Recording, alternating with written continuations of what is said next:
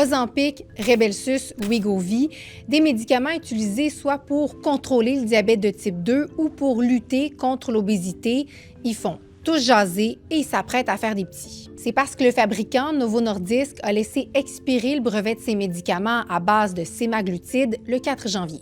L'expiration du brevet veut dire que le médicament va donc pouvoir sortir sous forme de médicament générique. Ces versions génériques peuvent maintenant être commercialisées au Canada et c'est le seul endroit au monde où c'est le cas. Ce que ça va faire, la perte d'exclusivité du sémaglutide, c'est qu'il va y avoir une compétition sur le marché. Plus d'entreprises vont offrir des médicaments similaires, mais sous d'autres noms. Santé Canada a reçu 9 demandes d'homologation de versions génériques de sémaglutide. Parmi ceux qui ont fait une demande, Sandoz Canada. Notre molécule est indiquée seulement pour le traitement de diabète de type 2. Il ne faut pas s'attendre à ce que les génériques soient mis en vente demain matin. Ça prend le feu vert de Santé Canada.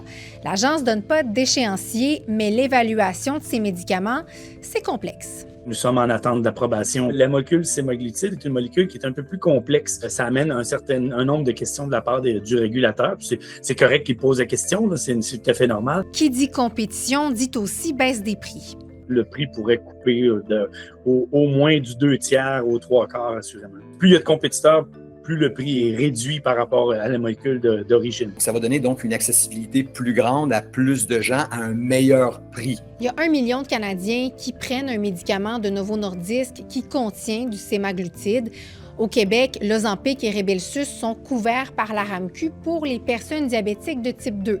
Pour celles qui prennent le médicament pour une autre raison, doivent payer dans les centaines de dollars. Pour Wegovy, c'est pas couvert du tout. Pour les gens qui prennent du Wegovy, on peut s'attendre à devoir débourser 300 à 400 $ par mois pour pouvoir avoir accès aux médicaments.